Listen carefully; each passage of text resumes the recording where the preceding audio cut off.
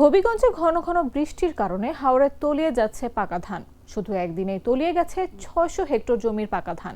বৃহস্পতিবার পর্যন্ত জেলায় ৩৩০০ হেক্টর জমির ধান তলিয়ে গেছে।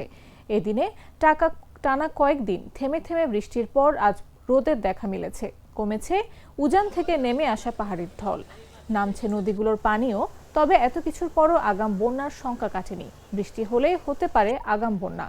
স্থানীয়রা জানান, টানা কয়েকদিন ধরে থেমে থেমে বৃষ্টির কারণে শুধু ধান কাটাই নয়, তা শুকনোও সম্ভব হচ্ছিল না। একদিকে বৃষ্টির পানি, অন্যদিকে খোয়াই নদীর বাঁধ উপচে হাওরে পানি এসে জমিগুলো তলিয়ে গেছে।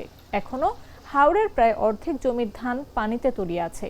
অতিরিক্ত উপপরিচালক কৃষিবিদ দীপক কুমার পাল বলেন, কয়েকদিন পর বৃহস্পতিবার রোদের দেখা মিলেছে। এভাবে আর ৪-৫ দিন থাকলেই কৃষকরা সব ধান তুলে আনতে পারবেন।